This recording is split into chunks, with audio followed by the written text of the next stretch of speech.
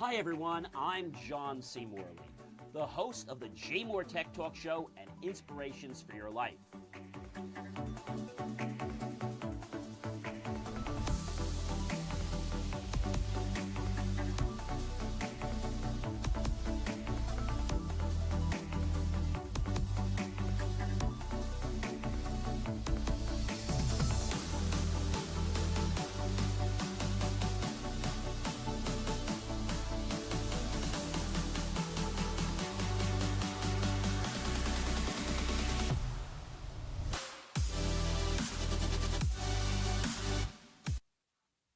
Well, hey guys, welcome. It is time for another JMOR Tech Talk Show. It's a Friday, and that's what that means. It's January 23rd, 2026, if you're watching us live. This is our fourth show of our fifth year. We're celebrating being on the air 4 years in a row. And yes, this is the 23rd of January.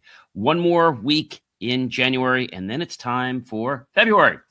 All right, guys, if you are coming here for the very first time, I definitely want to say welcome. If you've been here many times before and you are coming back, well, guess what I want to say to you? I want to say welcome back, because it's always great to have you guys with us, and especially having like-minded people that really appreciate the quality and content that I provide here on my channels.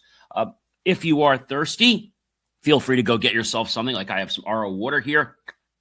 Maybe you want to get a snack, a beverage, something else, whatever you want. If you're going to get that, whether it's going to be healthy or not, that's totally up to you guys. And don't forget to check out BelieveMeAchieve.com, of course, for more of my amazing, inspiring creations, which you can do 24 hours a day as soon as the show is over, that is. All right, guys, let's get right in the show because, well, this week's ago, we always have good shows. You know that, guys. So, again, welcome. Who is really in control right now? Yeah, that's right. That's what this show is about. This is Series 5, and it's Show 4. And hello, everyone, once again, and welcome back to the JMOR Tech Talk Show.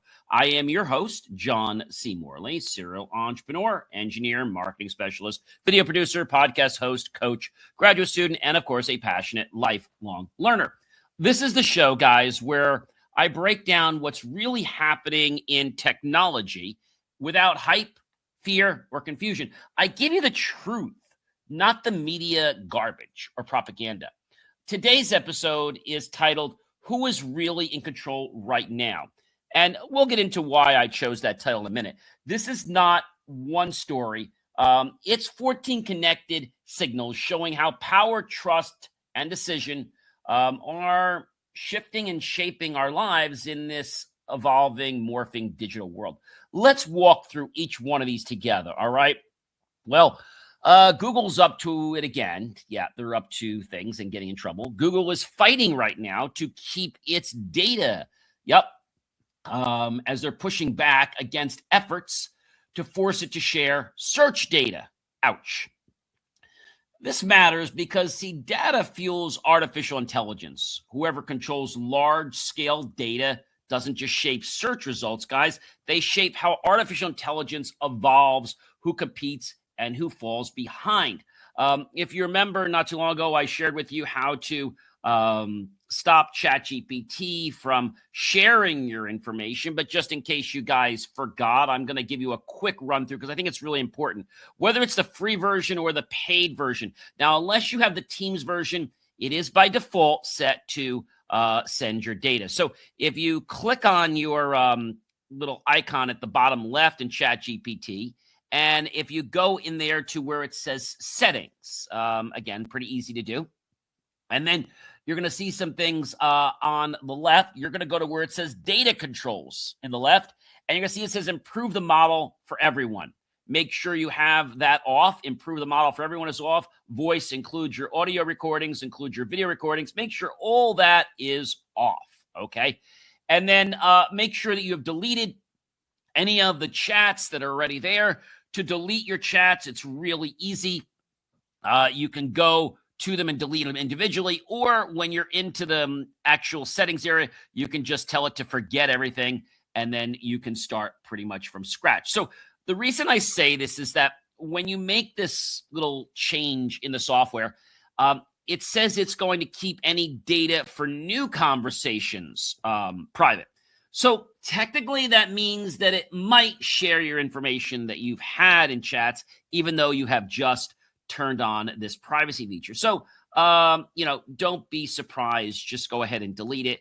Turn that on, and or either way, you can turn it on and then delete it and then create new conversations, and you are good to go. So let's dive a little more into this Google thing. So Google is asking a U.S. judge to pause an order, forcing it to share search data while it appeals at a ruling that found it holds an illegal monopoly. Surprise, surprise. Google says handling and handing over data to rivals, including AI firms like OpenAI, could expose trade secrets forever. This isn't just a legal fight, guys. It's about who controls the future of search and AI. So again, I think we always have to be careful about what data we share and any personal information we share. So what is Google going to do? Well, we'll keep our ear to the track, if you will, and let you know what's going on. And what do I mean by that? Well, for those of you who don't know, many years ago, when railroad tracks were originally built, well before I was born, they weren't able to tell when tracks had traffic coming, trains coming. So what they would do is they would put their ear to the track and be very vigilant and listen. If they could hear something, they knew the track was probably not too far away because of the vibrating sound in the tracks. All right, guys, number 2. AI is polluting sports news now. Yep, AI has generated posts, and they're flooding sport feeds with exaggerated drama and false updates, which is pretty bad. When outrage spreads faster than verified information, trust starts to erode, and audiences are left sorting truth from, well, what becomes, I guess we'd call noise. But diving into that a little further, the AI-generated fake posts, dubbed quote-unquote AI slop, are flooding sports feeds with made-up quotes, fake feuds, and false game updates, fooling thousands of fans. Researchers are warning it's damaging the trust, as I said, siphoning ad money, and even risking betting manipulation. When outrage goes viral, well, truth struggles just to stay alive. All right, so again, you've heard the stories we're starting to talk about. They're about AI this week, if you didn't know. And AI is evolving. There was an interesting one today where this guy, basically, he decided to send an email out to a lot of people. Now, what he did in the email, which I think is interesting, I'm not going to name his name, but what he did was kind of interesting. And he sent the copy all CC'd.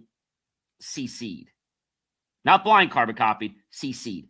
And he says, my name is X. I'm a local business owner located in blah, blah, blah. I'm reaching out to see if you have an interest in scheduling a presentation for your members on the easiest applications of AI for small businesses.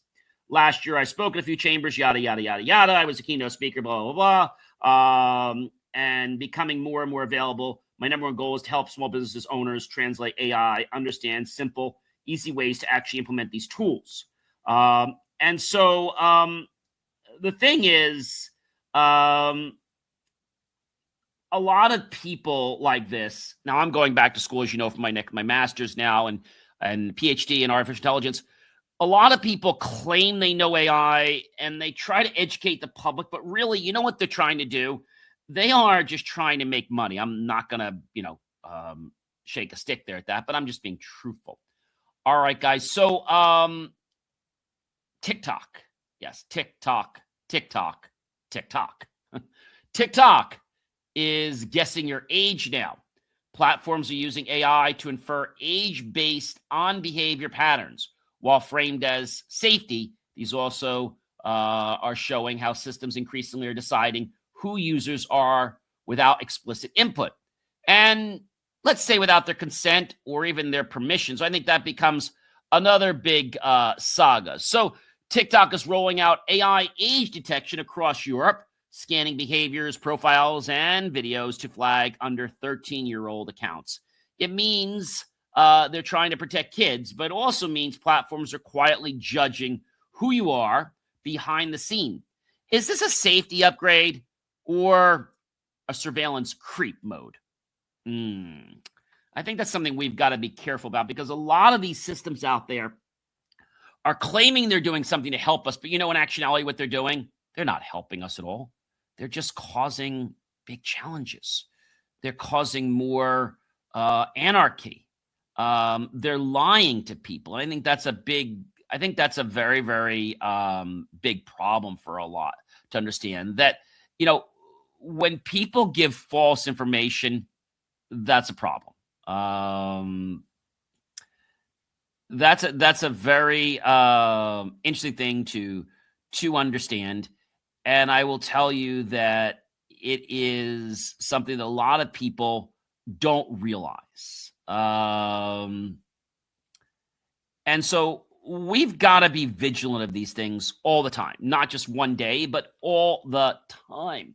And so when this happens, people start to have a different perspective of life. They start to change the way they operate in a daily fashion. Their beliefs change. As I said, their actions change. And so if one thought, if one perception changed the way you approach life, that's pretty interesting, isn't it? Now, if that perception was something good, great. And I like to think of these perceptions, guys, if you watch my other show, Inspirations for Your Life, basically as filters. And these filters help us see differences. So, for example, one filter might show us that the world is got color. Another one might show us the world is dark, right? I'm just giving you some for instances. But one filter, just as easy as we put filters on a camera, can give us a certain halo effect. Another camera can give us, like a rainy day effect, even if it's not rainy. So filters have the ability to shape our perceptions. Number 4, guys, the chip war begins. Advanced semiconductors are now geopolitical assets.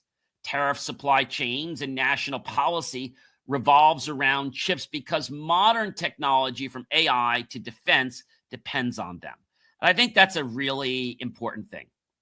Gaming, dark patterns, guys. Number 5, some games use psychological design to encourage spending. That's pretty terrible. Free to play can quietly become a pay to progress. Rising questions about fairness, transparency, and user control. And again, it all seems very innocent and very easygoing. But if this is the way things are happening, then how are we able to know when we're getting caught in a problem? I think that's a big issue right now. And so, the different spending traps, as I said. So Italy right now is, taking the bull by the horns, and they're aiming at the gaming dark patterns. Italy is investing a lot in investigating Microsoft's Call of Duty Mobile and Diablo Immortal over alleged aggressive sales tactics and in-game spending traps, including virtual currencies that may push players, even minors, to overspend, free to play, or pay to lose control. I think when a lot of people get addicted to something, they don't even know they become addicted. And because of that whole, let's say, situation, life changes for them. They don't know where they need to go. But all they know is that they eat, sleep, and drink this game or this addiction, right? I don't care whether we're talking about smoking. I don't care whether we're talking about gambling. There's a plethora of things I could go into, right? Different types of games. And it's not just for teens and for younger kids. It's for those older at any age. You can become addicted to these things. We've talked about the addiction of social media, right? We've talked about that many times. And that's the fact that when we get stroked with that dopamine, right? That's why people like, I gotta feel that goodness, right? When you become too addicted to it, it becomes a problem. And so this dopamine release in our brain gives us a natural high, like, oh, I got to do more of this, right? But what happens is it actually starts taking over our life, and we suddenly just become, well, a slave to whatever the addiction is. And that's a big problem. Number 6, guys, AI trained on books. Yes, publishers argue AI systems were training on copyrighted books without the author or publisher's permission. This raises some very interesting foundational questions. Who owns knowledge? And when machines learn from human work, well, who do we actually credit? That's something I bet you never thought about. So major publishers are moving to join, yes, guys, that's right, a lawsuit accusing Google of using copyrighted books and textbooks to train its AI without permission. They call it one of the largest copyright grabs in history, and the damages could explode in more than one domain. This isn't just about AI innovation, guys. It's about who gets paid for the knowledge machines that are learning from something else. And again, knowledge is power. We know that, but we've learned from a long time ago that we have to be respectful and accountable to how this knowledge works and what it actually does in our lives and how it causes us to make, well, new connections in our brain, right? New connections in our brain. I've said to you guys before, if you're not learning, you're dying. And I don't mean to be morbid about that, but I'm serious, meaning that you need to keep learning every single day in your life. I don't care if you just want to learn a simple skill, or you're going full-fledged to learn a new language, or going back to school like myself, going to get your master's and PhD or what have you. It doesn't matter, but you need to keep the brain activated. When you keep the brain activated, the cells say, hey, you know what? This guy's got a lot going on. Like, I got to keep leaving. I got to keep moving. I got to keep things going. He's constantly like, using his brain. That's the ones that get rewarded, not the ones that, oh, you know what? I got to cut back a little bit. There's a difference between cutting back and saying, hey, let me progress at a slower level. Okay. I'm saying you don't need to become Superman overnight, but you do need to make some commitments that you're actually going to be accountable for. Are you ready for number 7? I know you are. Number 7 is teens are booted offline. Millions of teen accounts just disappeared like that after new social media rules went into play recently. One country became a live test case for how far governments can go in controlling youth access to platforms. That's a very interesting thing, isn't it? Yeah, very interesting. So I think the most important thing that a lot of people don't realize is what life is about, right? And Australia just kicking off millions of teens off social media, well, that was a big blow. In 1 month, Australia's under 16 social media ban wiped out 4.6 million teen accounts. Let me say that again. 4.6 million teen accounts. 4.7 million teen accounts. I didn't say 100. I didn't say 1,000. I said 4.7 million teen accounts. That's pretty bad. And other countries are now lining up to copy their pros. Supporters say it protects kids. Critics say enforcement is shaky and the precedent is huge. This isn't just a ban, guys. It's a global movement. It's an experiment in who controls the internet for kids. So you might say, is that right? So the thing is, if somebody's not 21 years old, they're technically a kid. They're not an adult. I mean, different platforms like ChatGPT have said that they're going to roll out an adult mode. What does that mean? Well, it means that it's going to be less sensitive to conversations. It's still not going to be full-blown open, but it's going to be more open to certain conversations. One thing that more of the adult mode will do is it will be more likely to make somebody, let's say, more attractive. Maybe you're trying to put a profile on some dating site and you want that picture to, let's say, make you a little more interesting or, quote unquote, they use the word suggestive. The chat engines have basically learned that that's okay. And after that would be crossing a line. So that's something that you're going to see more of. And I feel that we've got to be careful about it because this means that the system could create an environment that didn't really exist. Let me give you an example. Let's say that I went golfing. I love to golf. But let's say I went golfing in Iceland, right? And there was really no good golf courses there. But I suddenly throw one there and I'm playing golf and I'm telling people, hey, you should come to Iceland because it's the best place to play golf. Well, I think that would be a very bad thing to do. And it would also be very disrespectful, right? I think that's an important thing that a lot of people, they don't get that whole point. They don't get what that means, all right. So thinking about this and thinking about how the governments are going to control this and how they can make a decision that suddenly changes the directions and actions of others, not because of one person, but because of a collective set of situations, right? A collective set of situations. And that's very interesting. A very, very interesting thing. And it's going to mean something to, well, a lot of people. A lot of people. Because if we think of something one way and then it actually is a different way, and then we get them like, wait a minute, that's false advertising. That's deceptive. And there's a lot of practices that actually follow that. But AI is making it easier for Joe Public, the human public, to basically lie to people. And I think that's a very interesting thing. So as I was telling you about this email that I got recently, and I have no problem with people promoting that they want to speak. I do keynotes all the time, as you guys know. But I will tell you that, coming out and putting something out there, the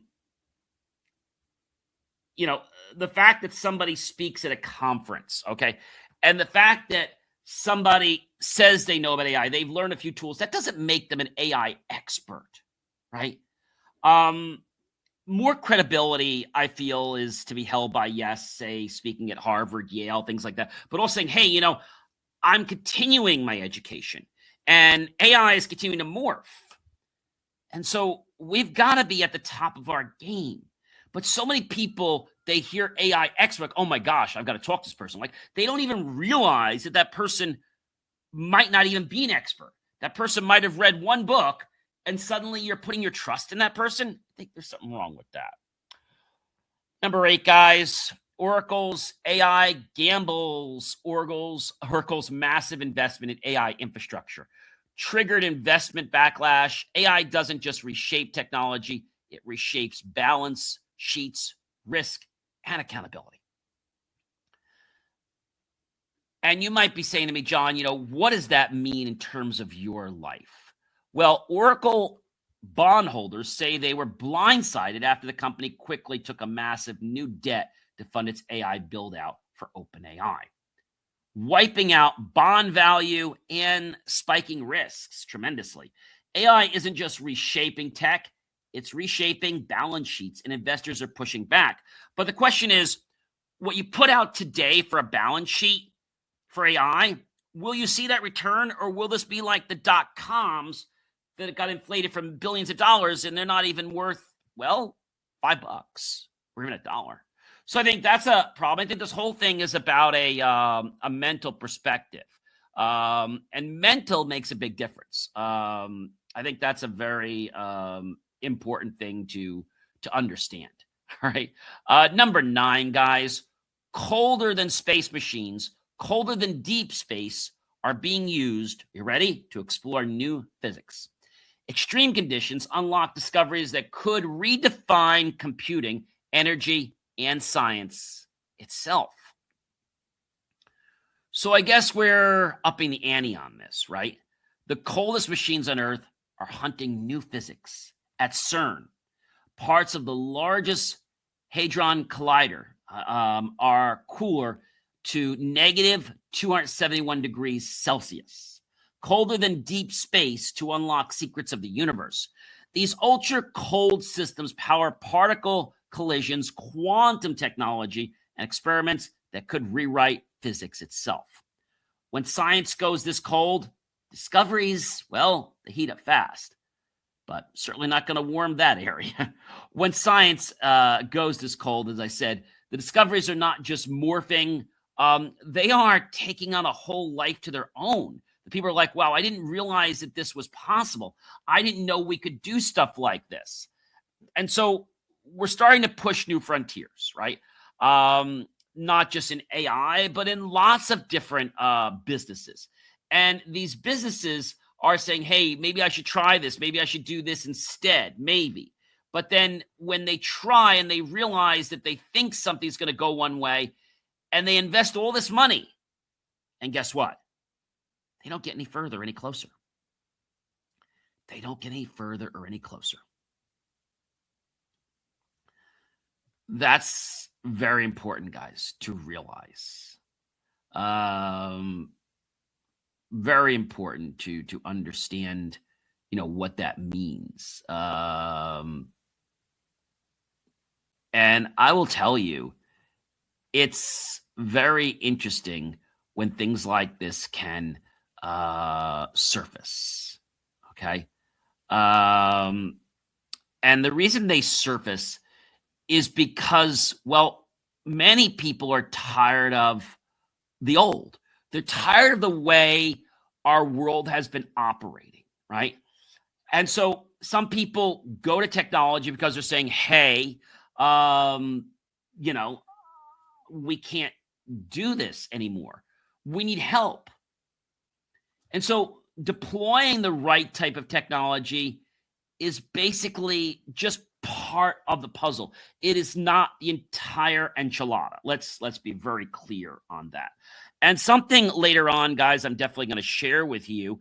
I want to share with you how I got this new laptop that came in literally just yesterday. And I'm going to be doing an unboxing probably later today. And then I'm going to be doing another short video on how I'm going to put the basically the SSD drive in there, a second SSD drive. That's actually an M.2. It's not really an SSD. It's an M.2. It's not an SSD. And so I'm going to be showing you how to do that. And then I'm going to go through setting up that laptop. And setting up that laptop takes a little bit of time. So for those of you who don't know, I do use Lenovo a lot. They have been the one I've been using for a while for professional laptops. And my laptop is pretty much a workstation, which means that it's just as powerful, if not more powerful than a regular workstation, a computer, with a typical, desktop and all that. And so the thing about it is that we have different generations that roll out. So with the new generation coming out, there's going to be some advanced features, some more AI. There's also going to be Wi-Fi 7, which I'm very happy about. But one thing I was not happy about in the Lenovo, and a lot of other brands are doing this, right after the first, they announced their prices will be soaring anywhere from 1% to 20%. That's a pretty big range, guys. And so many people have been on the fence about getting a new computer. I flip a computer every 3 years, whether I need one or not. I always find that it's important to flip one before something happens, since I use it so much. And so thinking about technology, thinking about where things are going, thinking about the way companies we heard were using marketing tools, there were AI, that actually are creating things that are not really true. I'm going to call them, let's call it fiction versus nonfiction. Does that make sense? So a fiction book is what? Is that true or is that non-true? So a fiction book that you would find in your life is a created narrative that's invented and made up. It's imagined by authors. That's what fiction is. Think of fiction as fantasy. Nonfiction is truth. But a lot of people are creating fiction because they want to embody a world that doesn't exist, or they want to put themselves in a scene that's not currently visible. A lot is changing with artificial intelligence. We're seeing it now at the state level and even the government level, that they're not sure. Even the United States court system is not really sure. How do we handle artificial intelligence? What do we do? What do we say? How do we predict cases on it? Like, how do we judge AI? What are the AI rules in the courtroom? They're going to be interesting, guys. That's the best way to explain this. So number 10, AI is now becoming a bullying tool, and it gets criminal.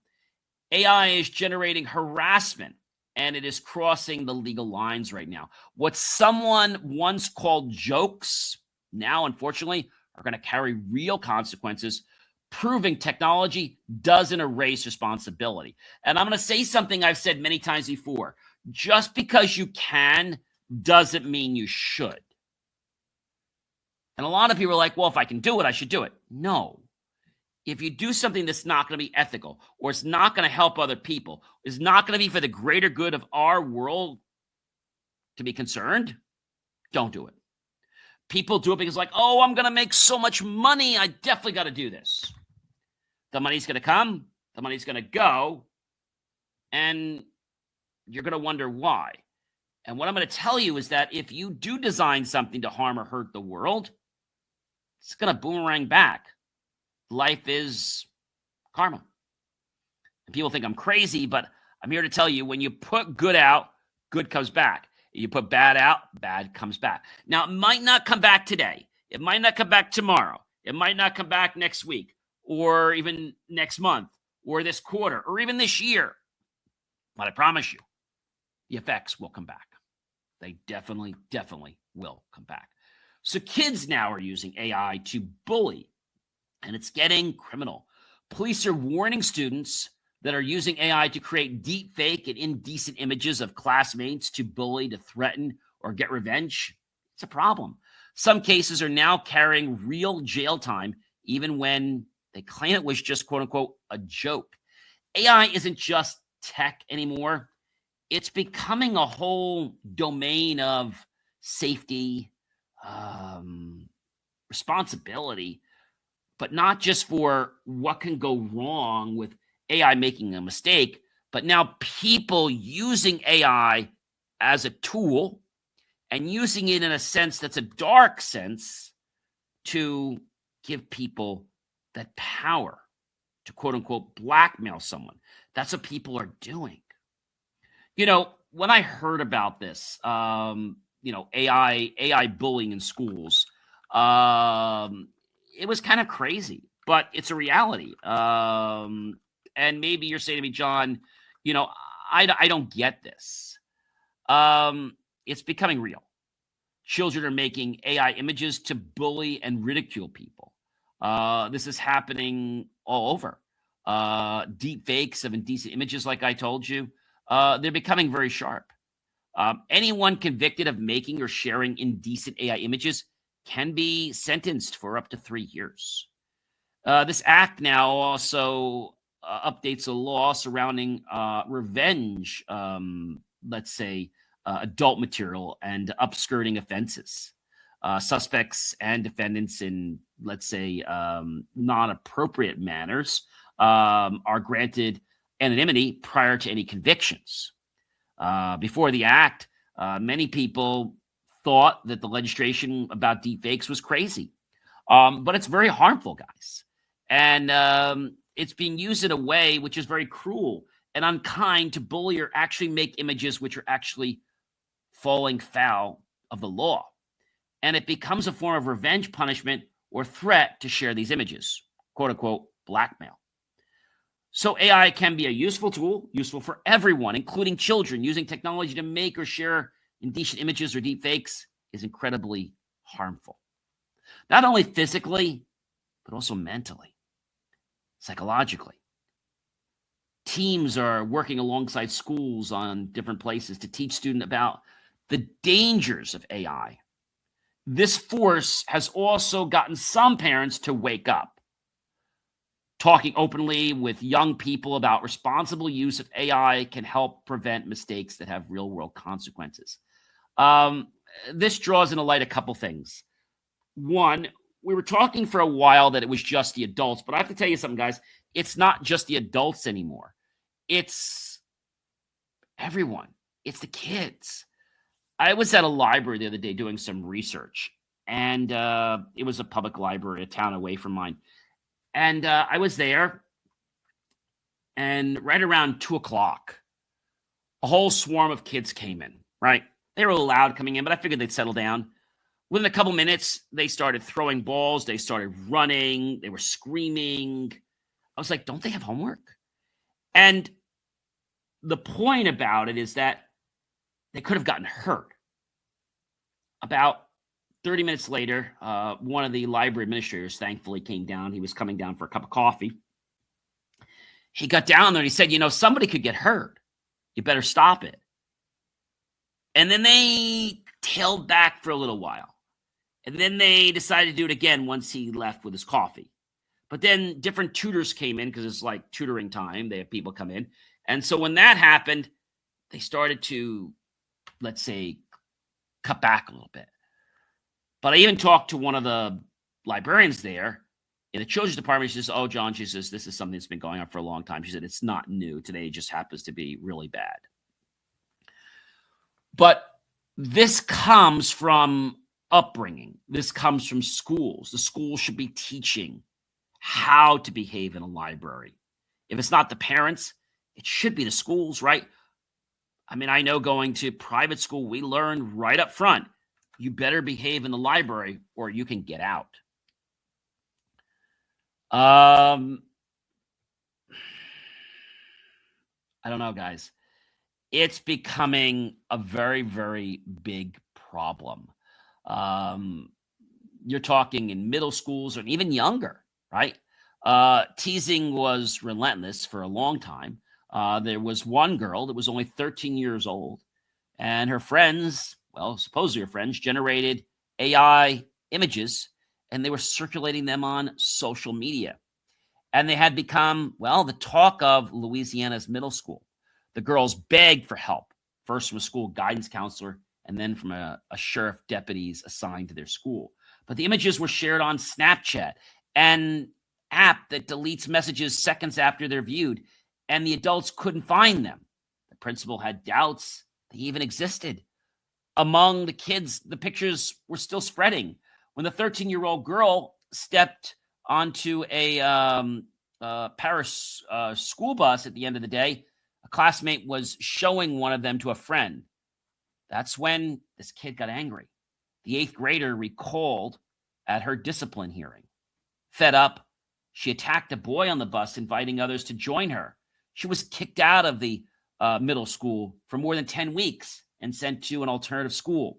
She said the boy whom she and her friends suspected of creating the images wasn't sent to that alternative school with her. The 13-year-old girl's attorney alleged he avoided school discipline altogether. When the sheriff's department looked into the case, they took the opposite actions. They charged 2 of the boys who had been accused of sharing explicit images and not the girl. The Louisiana episode highlights the nightmarish potential of AI deepfakes and how they can really upheave a child's life at school and at home. And while schools are working to address AI in the classroom and instruction, they often have done little to prepare for what the new tech means for cyberbullying and harassment. Once kids, again, increasingly use new tech to hurt people, adults are behind the curve. And research is even going back to Texas schools are saying when we ignore digital harm, the only moment that becomes visible is when the victim finally breaks. The school districts followed its protocols for reporting misconduct in many different ways, and having one-sided stories being presented of the case that fails to illustrate it's totally a problem and its complex nature, a big problem. This girl's nightmare began with rumors. After hearing rumors about the adult non-clothed images, the 13-year-old said she marched with her 2 friends, one nearly in tears, to the guidance counselor around 7 a.m. this past August. She was there for moral support, not initially realizing there were images of her too, according to testimony at her school disciplinary hearing. Ultimately, the weeks-long investigation at the school, about 45 miles southwest of New Orleans, uncovered AI-generated non-clothed images of 8 female middle grade students and 2 adults. The district and sheriff's office said in a joint statement that this is nonsense. And they said full adult non-clothed images with her face put on them. It's how the girl's father described them. The gentleman spoken publicly with multiple news outlets to draw attention. Until recently, it took some technical skill to make realistic deep fakes. Technology now makes it easy to pluck a photo off social media, remove clothing, and it creates a viral nightmare for unsuspected classmates. Most schools are just kind of burying their heads in the sand, hoping that this isn't happening and saying it'll go away. The school-level AI guidance mainly addresses academics, according to the student documentation, but they don't plan or even have any training on this. Although the girls at the 6th Ward Middle School hadn't seen the images firsthand, they heard about them from boys at school. Based on the conversations, the girls accused a classmate and 2 students from other schools of creating and spreading these non-clothed images on Snapchat and possibly even TikTok. The principal said, and I quote, "An investigation came up cold that day as no student took responsibility. The deputy assigned to the school searched social media for images, unsuccessful because using Snapchat, they disappear." But the girl was miserable, and a police incident report showed more girls were reporting that their victims were just not something that was just to be taken lightly. And things like this and other problems, and later a boy being charged. It was on the day of the girl's disciplinary hearing, 3 weeks after the fight, that first of the boys was charged. The student was charged with 10 counts of unlawful dissemination of images created by AI under the new Louisiana state law, part of a wave of such legislation around the country. Second boy was charged in December with identical charges the sheriff's department had mentioned, and neither was identified by authorities because of their ages. The girl would face no charges because of what the sheriff's office described as a totality of circumstances. At the disciplinary hearing, the principal refused to answer questions from the girl's attorney about what kind of school discipline the boy would face. The district said in a statement that federal student privacy laws prohibit it from discussing individual students' disciplinary records. She just felt like she was victimized multiple times by the pictures and by the school not believing her and by them putting her on a bus and then expelling her for her actions. That's terrible. So I think a training or a program needs to go in place so people know and people can be aware. I've always said that an ounce of prevention can really save. Number 11. Power grid hack. Cyber operations are now linked to real-world conflict. Power grids and infrastructures have become digital nightmare targets, showing how modern wars can begin without physical weapons. Something I think that many people didn't realize, even knew that this could happen. A cyber attack just turning off a country. U.S. hackers triggered a blackout in Venezuela ahead of a military operation. The first time America has been publicly linked to shutting down another nation's power grid. Wars aren't just fought with bombs anymore, guys. They're fought with code, and some of them are even being created with AI, people that don't even have technical knowledge. Number 12, hurricane-proof robots. Small robots survived extreme hurricanes while collecting data. These machines could revolutionize disaster forecasting and early warning systems. That's pretty powerful, guys. Yep.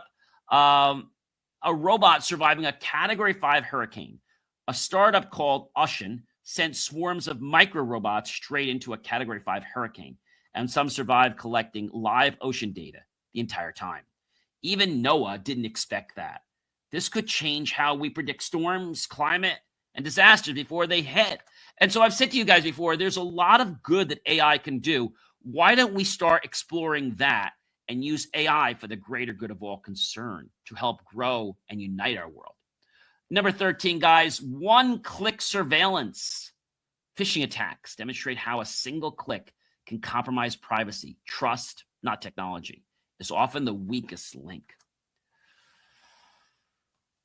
A WhatsApp link was all it took. A stealth phishing campaign hit high-profile WhatsApp users and Google users across the Middle East, stealing Gmail logins, hijacking accounts, and even siphoning location photos, and audio data. Targets included journalists, academics, business leaders, and officials. Some links look legit and some weren't. One click turned a message into a full surveillance device. I've said this before, guys. It's not a question of if you're going to get attacked, but when, if you're not properly protected. So don't risk it. Get proper protection for all of your technology safety needs. Number 14, rogue AI agents, autonomous AI tools are acting without clear oversight. Automation without boundaries isn't efficiency, guys. It's risky. It's very risky. It's becoming a security nightmare. Companies are rushing to deploy AI co-pilots and accidentally opening doors to data leaks, compliance failures, and rogue agents. Some AI systems are already leaking secrets and even threatening employees. This isn't a bug, guys. It's the next enterprise risk. So if we're not thinking about devil's advocate, how can we ever protect against it? That's the importance. I think people are saying, what should I fear with AI? Fear the data. Fear the fact that we need to all be responsible and accountable as a world. Not just one person, not just a company, not just a developer. It's everybody's responsibility. Everybody, guys. Not one person. This is how we create an infrastructure. Education, sharing knowledge gets people to be proactive. What happened with 9/11, right? We changed things around. We became more aware of what's going on. More cognizant. Did we panic every day? No. We still go out. We still fly on planes. But we've changed some of our demeanor, some of the way we act every day. And this is something that I believe America is missing. Oh, John, we're too busy for that. We don't have time. Look at what happened in Louisville. And that's just one place. There's other stories around the world, too, where this happened. And there's no reason for it. Absolutely no reason, guys, for this to happen, for this to transpire, for this to take place. There's no reason for it. I blame a couple things. One, I blame the educational system for not properly educating the students early on about the dangers of AI and making sure that even parents know the dangers of what's going on. I know when I was a lot younger and it wasn't even the internet, it was more of the bulletin board systems. My parents always wanted to know what I was doing, where I was going, what site, who I was talking to. That was very important. You might think there's privacy, and yes, there is.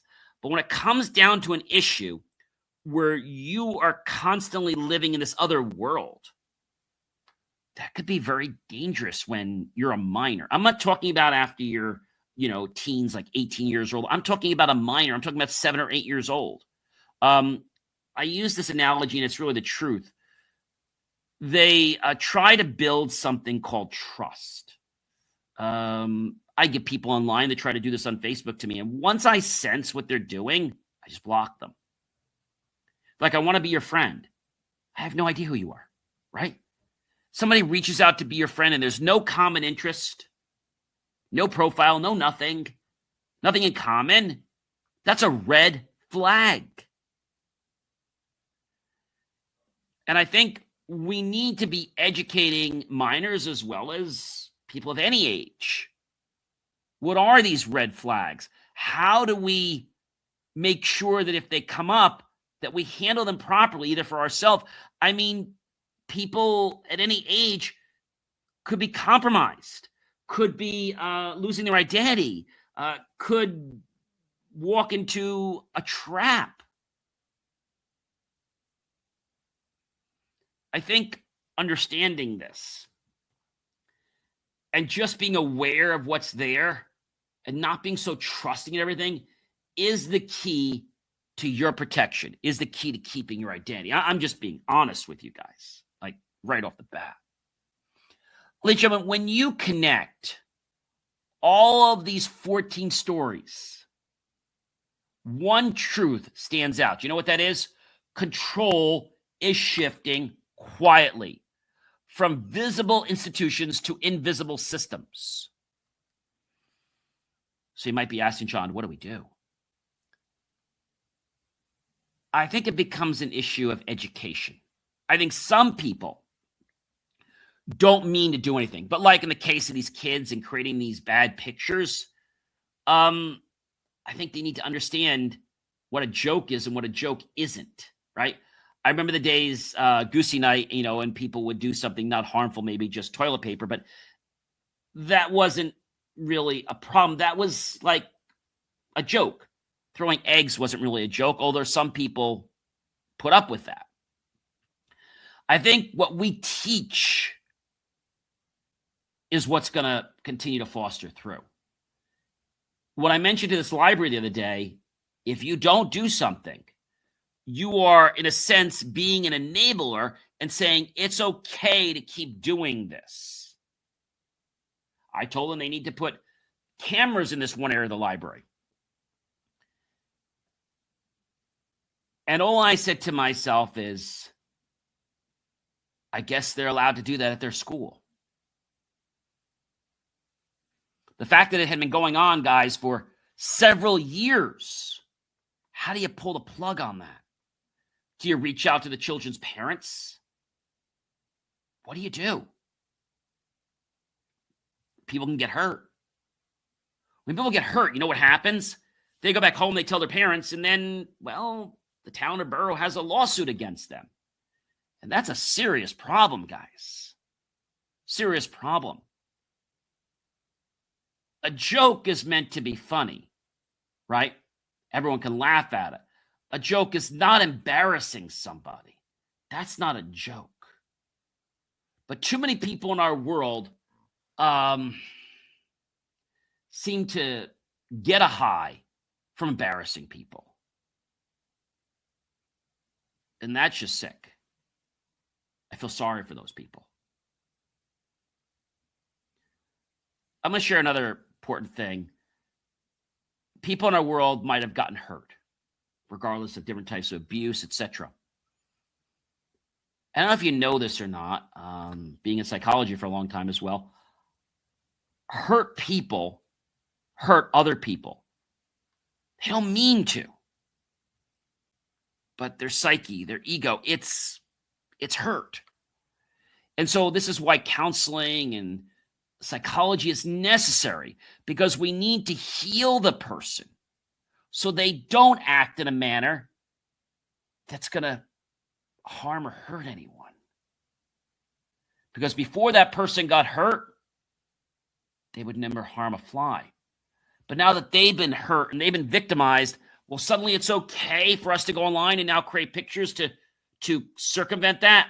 No, it's not. It's not. Right? One hit doesn't mean I can hit you back. It's not a 1-for-1, guys. That doesn't make it right.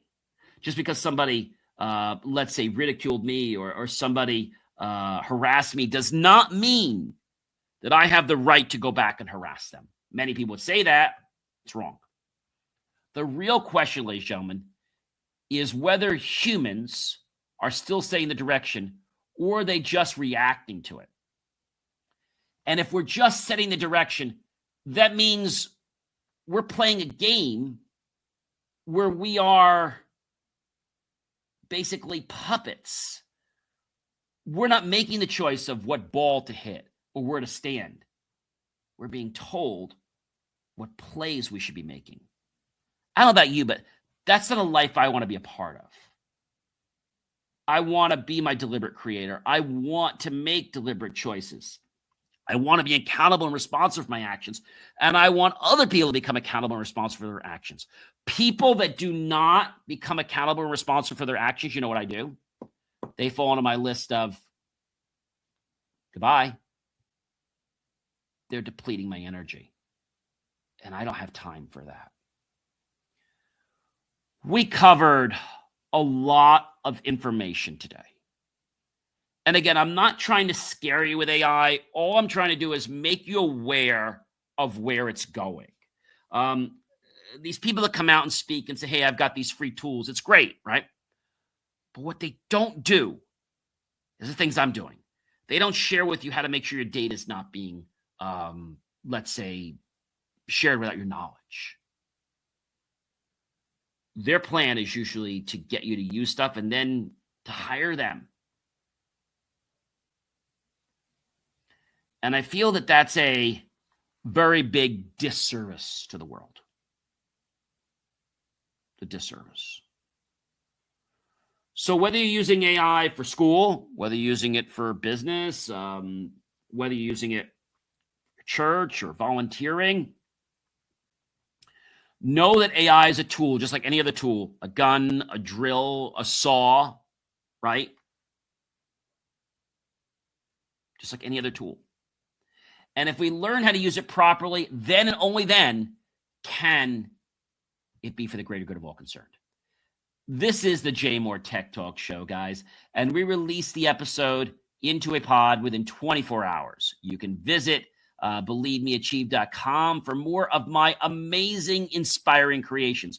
That's short-form content, that's long-form content, that's articles, reels, and so much more. You know how we do this? Every week, we publish 2 reels every day, a morning and usually an afternoon, and then we go into the story, full hand on the show at the end of the week. I am John C. Morley, serial entrepreneur. Stay curious, everyone. And when we do that, and we're doing it for the greater good of all concerned, that's when we not only can help ourselves grow, but we'll make everyone else grow. And I've said to you guys before, if we're using technology and we're on the fence of should we do it, just because we can doesn't mean we should. We should be making sure that we always do the right thing. And that if we're on the question of whether we should or not, is this going to be for the greater good of all concerned? Or is it going to be something that is going to be just for me and put me in the driver's seat? Is it going to be a monopoly? Is it going to harm people?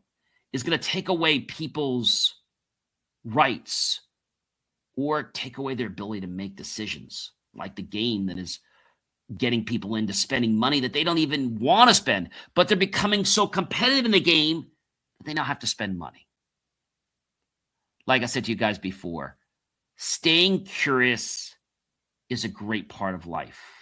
You learn, you have fun, especially when you can share it with others. Have yourself a great rest of your day and evening. I'll catch you guys on another show and definitely on the JMOR Tech Talk Show next week. Be well, everyone.